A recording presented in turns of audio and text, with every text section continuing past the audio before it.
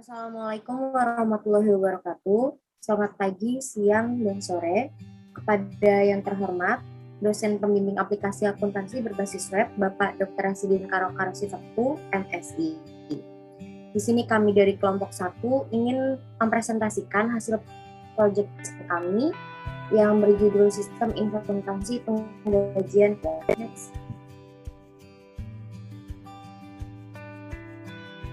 Sebelumnya, izinkan saya kenalkan anggota saya terlebih dahulu. Yang pertama ada dari Putri dengan NIM J0314 201100. Lalu ada Zakiatul Hanifah dengan NIM J0314 1249. Lalu ada saya sendiri, Hani Eka Nurrahmani Fauzia dengan NIM J0314 20313. Lalu ada Nadila Putri dengan NIM J0314 20144. Lalu ada Rizky Akbarianto Bina Samudra dengan NIM J04 20103. Lalu yang terakhir ada Sylvia Aniga Susesa dengan NIM J0314 20170. Next. Sistem akuntansi juga digunakan untuk hasil informasi yang berguna bagi pihak internal maupun eksternal perusahaan. Sistem akuntansi juga merupakan metode dan prosedur untuk mencatat dan melakukan informasi keuangan yang disediakan perusahaan. Sistem ini dapat diproses dengan menggunakan alat pembukuan yang sederhana sampai alat yang lebih modern. Next.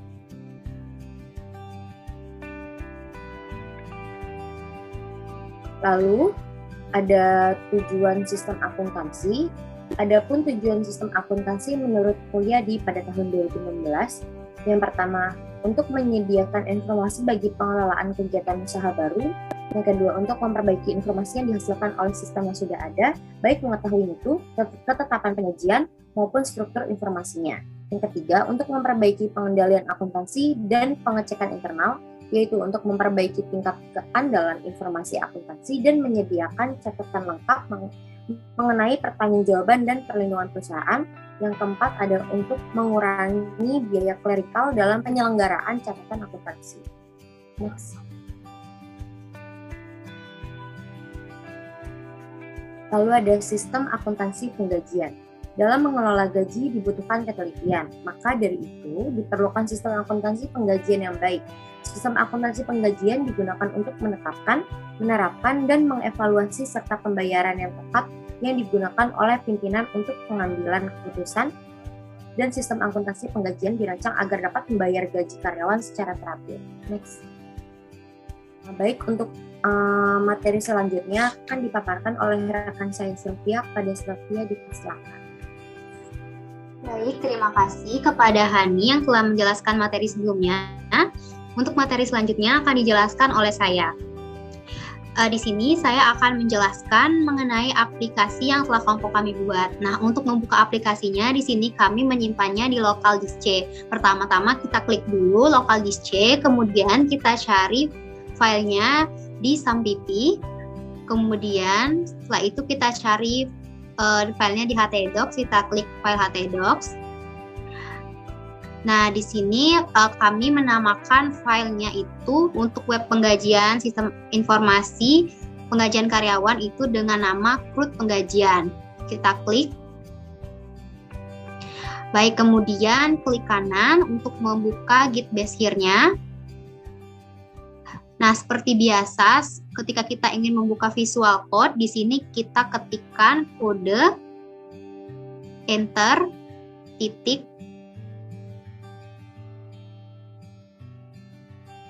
Nah, di sini seperti yang teman-teman lihat adalah hasil dari coding atau CRUD yang sudah kelompok kami buat untuk sistem informasi akuntansi penggajian karyawan. Nah, di sini kami menamakan file CRUD-nya itu di index.php.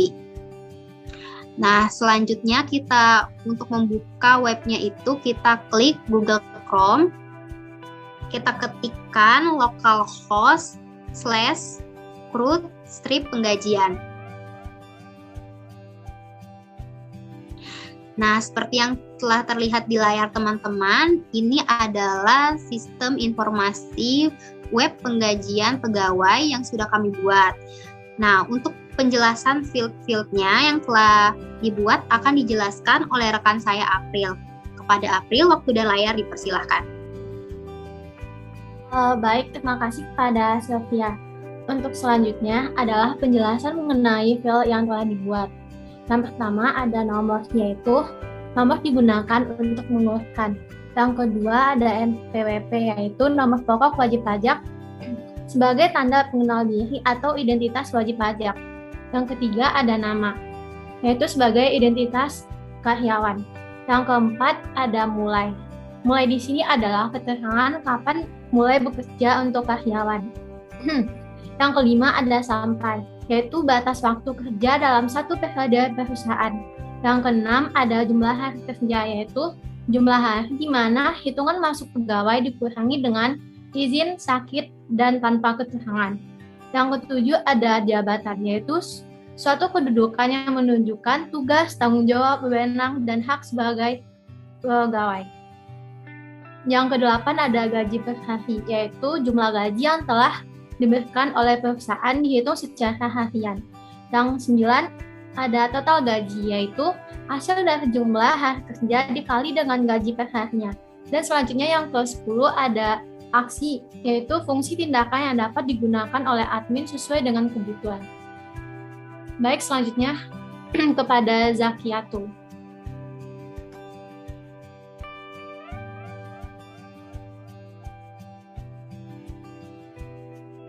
Baik, selanjutnya ada yang namanya add new. Nah, fungsi add new digunakan untuk menambahkan data gaji pegawai. Terus nanti dipakai aja new-nya, bebas mau pakai tanggal berapa, misalnya NPWP-nya 1, 2, 3, 4 sekian. Lalu namanya Hani Eka. Mungkin tanggal mulainya 1 Mei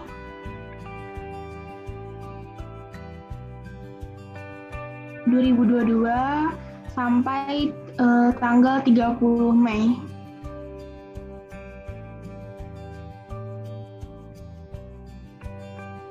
Jumlah hari kerjanya mungkin bisa 30 hari.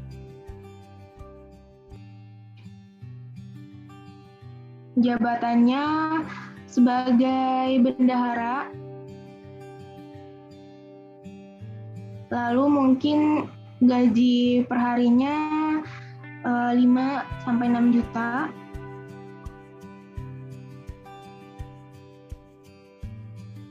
Lalu simpan. Nah, di sini udah ada tulisan data gaji berhasil ditambahkan. Baik, selanjutnya mungkin akan dijelaskan oleh Reva. Terima kasih kepada Zakiatul yang sudah menjelaskan mengenai file yang telah dibuat oleh kelompok kami. Nah, untuk selanjutnya yaitu saya akan menjelaskan mengenai aksi. Nah, untuk aksi di sini ada 3. Yang pertama ada detail, yang kedua ada edit, dan yang ketiga ada delete. Nah, kita benahi satu-satu. Nah, untuk detail ini gunakan untuk melihat informasi secara detail. Bisa kita klik di sini. Untuk detail di sini kita dapat mengetahui detail dari data gaji tersebut, mulai dari NPWP, nama, mulai bekerja sampai bekerja, hingga total gaji si karyawan tersebut. Nah, untuk selanjutnya adalah mengenai aksi edit. Nah, edit ini digunakan untuk merubah jika terjadi kekeliruan. Contohnya misalkan kesalahan pencatatan NPWP. Edit ini bisa kita ganti NPWP-nya dengan NPWP yang sesungguhnya dan bisa kita ubah di sini. Kita klik ubah. Nah, data gaji berhasil diedit, berarti sudah berhasil untuk pengeditan. Nah, yang terakhir di sini ada fungsi atau aksi delete. Nah, aksi delete ini digunakan untuk menghapus data jika data tersebut tidak digunakan. Misalnya di sini ada data yang tidak diperlukan, bisa kita delete, dan di sini akan ada reaksi data gaji berhasil dihapus. Berikut adalah sistem informasi pegajian pegawai berbasis web yang telah kelompok kami sajikan. Saya kembalikan kepada moderator. Pada rekan-rekan saya yang telah memaparkan aplikasinya, sekian presentasi yang dapat kami sampaikan. Kurang lebihnya mohon maaf. Wassalamualaikum warahmatullahi wabarakatuh.